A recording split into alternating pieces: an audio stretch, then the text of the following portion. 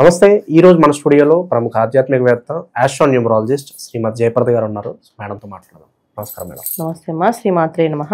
October మాసం విశేషంగా కన్యా రాశి వాళ్ళకి ఏ విధంగా కలిసి రాబోతుంది, ఓవరాల్గా ఎలాంటి జాగ్రత్తలు, ఎలాంటి పరిహారాలు, దైవారాధన చేస్తే బాగుంటుంది? తప్పకుండా కన్యా రాశి వాళ్ళకి రవి శుక్రులు ఇద్దరు యోగంగా ఉన్నారు. మిగతా అందరికి వస్తంత మిశ్రమ ఫలితాలు ఇచ్చే అవకాశం ఎక్కువగా ఉంది.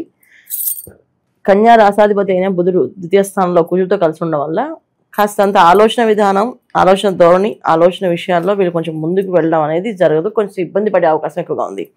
కొత్త నిర్ణయాలు తీసుకుంటారు. ఆ నిర్ణయాల్లో గట్టిగా ఫలితాలు వస్తాయనుకుంటే ఫలితాలు వచ్చే అవకాశం, కొత్త నిర్ణయాలకి దూరంగా ఉండటము, కొత్త విషయాలకి దూరంగా ఉండడము, రొటీన్ జరిగే ఏదైతే వ్యాపారాల్లో కానీ, ఉద్యోగాల్లో కానీ, ఆర్థిక విషయాల్లో కానీ అన్నీ కూడా నార్మల్గా వెళ్తూ ఉంటే చాలా మంచి ఫలితాలు ఉన్నాయి వీళ్ళకి. శుక్రుడు రాశిలో ఉండడం వల్ల కాస్తంత యోగము, భోగము, కొత్త గృహాల యోగము, గృహయోగము ఇవన్నీ ఉన్నాయి వీళ్ళకి.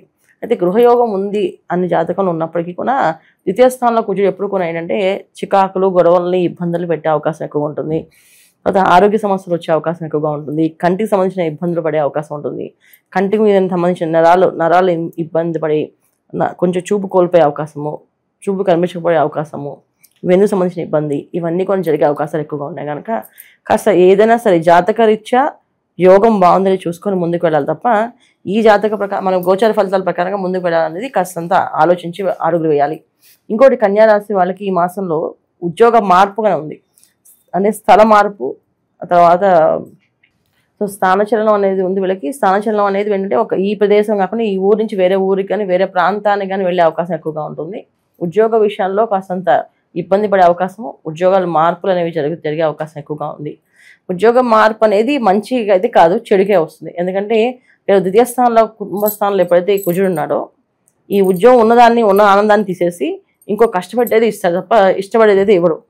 కష్టపడి కాస్త ఇబ్బంది పడే అవకాశం ఎక్కువగా ఉంటుంది. అందుకే కొత్తగా మార్పులు అనేవి ఉంటాయి. మనకు మ్యాక్సిమం చేయకుండా ఉండడం మంచిది. చేద్దాము తప్పదు అన్నప్పుడు మీ జాతకంలో యోగం బాగుందని చూసుకుని ముందుకు వెళ్ళాలి. ఇది ముఖ్యంగా. మిగతా వాళ్ళకి విద్యార్థులు కానీ, తర్వాత వివాహమైన వాళ్ళకి కానీ, వీళ్ళందరికీ కూడా చాలా అదృష్టమైన యోగాన్ని, భోగాన్ని ఉంది. శుక్రుడు కన్యారాశిలో ఉండడం వల్ల ఒక విధంగా ఏంటంటే వాళ్ళు అనుకున్న ప్రతి కామ్యార్థము, అంటే ఏవైతే కోరికలు ఉన్నాయో, ఇంటికి సంబంధించిన వస్తువులు కానీ, ఇల్లు కానీ, స్థలం కానీ, ఏది కావాలనుకుని అది వచ్చి జరిగే అవకాశం ఎక్కువగా ఇస్తాడు. అంటే ఏది కోరేమో ఆ కోరిన వరాలన్నీ ఇచ్చే అవకాశం ఎక్కువ శుక్రుడు ఒక యోగం ఇస్తాడు. అలాగే రవి ఉండడం వల్ల ఏంటంటే ప్రతి ఒక్క ఫలితాన్ని పర్ఫెక్ట్గా వచ్చేటట్టుగా చేస్తాడు ఆయన. సో రవి శుక్రులు ఇద్దరు కూడా యోగం, భోగాన్ని ఇస్తారు. కనుక బుధ కుజులు ఇద్దరు కూడా ఇబ్బంది పెట్టి ఉంటారు. సరే, 2 గ్రహాలు యోగిస్తే 2 గ్రహాలు యోగించట్లేదు. ఇది గోచారంలో ఉండే ఫలితాలు. ముఖ్యంగా ఏంటంటే ఫిల్మ్ ఇండస్ట్రీలో కానీ, టీవీ రంగాల్లో ఉండేవాళ్ళు కానీ, యాక్టర్స్ కానీ, ప్రొఫెషనల్స్గా ఉండేవాళ్ళు మాత్రం కొంచెం జాగ్రత్తగా ఉండాలి. అంటే పేరు ప్రఖ్యాతులు పోయే అవకాశం కానీ, పేరు దెబ్బతినే అవకాశం కానీ, వాళ్ళ మీద ఏదైనా నిందలు రావడం కానీ, ఆరోపణలు రావడం కానీ, కాస్త సంబంధించిన కోర్టుకు సంబంధించిన విషయాలు కానీ, పోలీసు గొడవలతో కానీ, పోలీసు కేసులు కానీ ఇవి కూడా వచ్చే అవకాశం ఎక్కువగా ఉంది. ఇది కొంచెం జాగ్రత్తగా ఉండాలి వీళ్ళు. ఈ విషయాలు మిగతా వాళ్ళందరికీ చాలా ఆనందంగా, సంతోషంగానే ఉంది. వీళ్ళు జాగ్రత్తగా తీసుకోవాల్సిన నిర్ణయాల్లో ఏంటంటే ముఖ్యంగా ఏదైనా ప్రొఫెషనల్గా మొదలు పెడుతున్నారంటే ఈ మాసం వాయిదా వేయడం చాలా మొత్తం. ఎందుకంటే కుజుడు 45 రోజులు ఇక్కడ ఉండడం వల్ల ఈ 45 రోజులు వీళ్ళకి కాస్తంత కష్టకాలమే అనుకోవచ్చు. ఎంత కష్టకాలం అంటే వచ్చిన రూపాయి కనబడకుండా మాయమైపోతుంటుంది. ఎంత సంపాదిస్తారో అంతా ఖర్చు అయిపోతుంటుంది. అది దేనికి ఖర్చు అయిపోతుంది, ఎలా ఖర్చు అయిపోతుంది అనేది అసలు ఏ లెక్కలు ఉండవట. అలా ఖర్చు అవుతూ ఉంటుంది. ఏదో ఒక రకమైన ప్రమాదం కానీ, ఏదో రకమైన ఇబ్బంది కానీ, ఏదో రకమైన రావడం కానీ జరుగుతూ ఉంటుంది. గతంలో ఎప్పుడో చేసిన ఏమైనా అప్పులు కానీ ఏమైనా ఉంటే కానీ వాళ్ళు రావడం కానీ, అవి వడ్డీ రూపంలో మన దగ్గర వసూలు చేయడం కానీ, ఖచ్చితంగా ఇవ్వకపోతే ఊరుకోమని చెప్పడం కానీ, ఇదే అపనిందలు, ఈ ఇబ్బందులు ఉన్నాయి కదా, వీటిల్లో ఏదైనా రావచ్చు. ఇలా జరిగే అవకాశాలు ఎక్కువగా ఉన్నాయి. అందుకని ఏంటంటే డబ్బు చాలా జాగ్రత్తగా పట్టుకోవడం, జాగ్రత్తగా వాడుకోవడం అనేది చాలా చాలా ముఖ్యం. ఈ ఆన్లైన్ పేమెంట్స్లో ఓసారి డబ్బు ఒకరికి ఇవ్వబోయి ఇంకొకరికి వెళ్ళే అవకాశం కూడా ఉంది. అంటే మనకి తెలియకుండానే మన డబ్బు మన చేతిలోంచి మనం మాయమయ్యే అవకాశం ఉంది. అలాగే ఆన్లైన్ మోసాలు ఏవైతే ఉన్నాయో ఈ మోసాలకి గురయ్యే అవకాశం ఉంది వీళ్ళకి ఈ మాసంలో. సో కన్యా రాశి వాళ్ళు ఎలా చూసుకున్నా కాస్త జాగ్రత్తగా ఆచితూచి అడుగులు వేస్తే తప్ప ముందుకు వెళ్ళరు. ఏ విషయమైనా తొందరపాటు నిర్ణయం తీసుకొని ముందుకు వెళ్తే మాత్రం కాస్తంత ఇబ్బంది పడే అవకాశం ఎక్కువగా ఉంది. అందుకే జాగ్రత్త. వ్యాపారంలో అభివృద్ధి ఉంటున్నట్టు కనిపిస్తుంది. కాస్తంత శుక్రుడు ఉండడం వల్ల వీళ్ళకి ఏంటంటే వ్యాపారం బాగా జరుగుతుంది, బ్రహ్మాండం జరుగుతుంది అని చెప్పి ఒక మాయలో పడే అవకాశం ఉంది. ఇప్పుడు వ్యాపారం బాగా జరిగినప్పుడు ఎక్స్పాండ్ చేద్దామనో, లేదా ఇది బాగుంది కదా అని చెప్పేసి ఇంకొంచెం ఇన్వెస్ట్ చేయడమో చేస్తున్నాం కదా, ఇవి చేసేవి ఇవి ఏవి చేయకుండా ఉండండి. ఉన్న వ్యాపారం అలా నడిపించుకుని ఉండండి. కొత్త ఇన్వెస్ట్మెంట్ కానీ, కొత్తగా అమౌంట్ పడడం కానీ, కొత్త మనుషుల్ని జాయిన్ చేసుకోవడం కానీ చేసుకోవద్దు. ఇలా చేయడం వల్ల ఏంటంటే కష్టాన్ని తీసుకొస్తున్నట్టుగా ముందు మనకి మంచిగా అనిపిస్తుంది, తర్వాత దానివల్ల చాలా ఇబ్బంది పడతాం.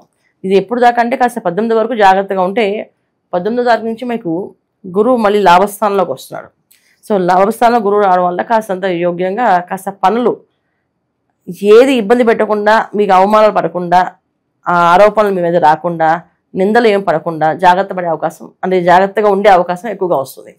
సో గురువు ఎప్పుడు కూడా లాభస్థానంలో శుభగ్రహాలు పాపగ్రహాలు ఫలితాలు ఎలా ఇస్తాయంటే, శుభగ్రహాలు ఏమో సాఫ్ట్గా ఇస్తాయి, అంటే ఏ ఇబ్బంది పడకుండా అలా ముందు తీసుకెళ్తాయి. పాపగ్రహాలు ఏంటంటే కొంచెం అగ్రెసివ్గా తీసుకెళ్తాయి, పైకి తీసుకెళ్ళి స్టార్లు చేసేస్తాయి, అంటే నైట్ వీళ్ళు స్టార్ అయిపోతుంటారు, అలా అయ్యే అవకాశం ఎక్కువగా ఉంటుంది. కానీ ఇక్కడ గురువు వస్తున్నాడు కనుక అలా స్టార్ అయ్యే అవకాశం ఉండదు, కానీ అపనిందలు పడకుండా, నిందలు పడకుండా మిమ్మల్ని కాపాడే అవకాశం ఎక్కువగా ఉంటుంది. 18 వరకు జాగ్రత్తగా ఉంటే ఆ తర్వాత నుంచి గురువు ఒక అనుగ్రహం వల్ల వీళ్ళు అన్ని యోగాలు అనుభవించే అవకాశం ఎక్కువగా ఉంటుంది. విశేషంగా ఎలాంటి పరిహారాలు వీళ్ళకి బాగుంటాయి అంటారు? తప్పకుండా, అంటే మనం చెప్పేవన్నీ కూడా ఈ గోచారీత్యా ఉండే ఫలితాలు ఏవైతే ఉన్నాయో, ఈ ఫలితాల్లో శుక్రుడు యోగంగా ఉన్నాడు వీళ్ళకి, రవి మిశ్రమ ఫలితాలు ఇస్తున్నాడు, కుజుడు అధమ ఫలితాలు ఇస్తున్నాడు, బుధుడు అధమ ఫలితాలు ఇస్తాడు. రాసాధిపతి బుధుడు ద్వితీయ స్థానంలో ఎప్పుడు కూడా మంచి ఫలితాలు ఇవ్వాలి, కానీ ఇక్కడ అధమ ఫలితాలు ఇస్తున్నాడు, అంటే చెడు ఫలితాలని ఇప్పిస్తున్నాడు. మాటను మార్చేస్తున్నాడు, ఆలోచనలు మార్చేస్తున్నాడు, ఇవన్నీ కూడా ఒక రాక్షసత్వాన్ని తీసుకొస్తున్నాడు. ఇవన్నీ కూడా ఏంటంటే గోచార ఫలితాలే. పర్సనల్ జాతకంలో ఏ యోగం ఉంది, ఏ దశ ఉంది, దాన్ని బట్టి మీరు ఫాలో అవ్వండి. అదే జాతకంలో ఉండే యోగాలు బట్టే మన జీవితం ఉంటుంది, కానీ ఈ గోచార ఫలితాలు అనేది దానికి కొంచెం యాడ్ అయ్యి ప్లస్ పాయింట్స్ అయితే ప్లస్ పాయింట్స్, మైనస్ అయితే మైనస్ జరుగుతుంది. ఇక ముఖ్యంగా ఈ మాసం వీళ్ళు తీసుకోవాల్సింది అమ్మవారి ఆరాధన ఎక్కువగా చేయడం, లలిత అమ్మవారి ఆరాధన, విష్ణు అమ్మవారి ఆరాధన, అంటే విష్ణు సహస్రనామం కానీ లలిత సహస్రనామం చదవడం కానీ, ఈ రెండు రాకపోతే అమ్మవారి దేవాలయానికి వెళ్ళడం, ప్రతి గురువారం దేవాలయానికి వెళ్ళి ప్రదక్షిణాలు చేయడం.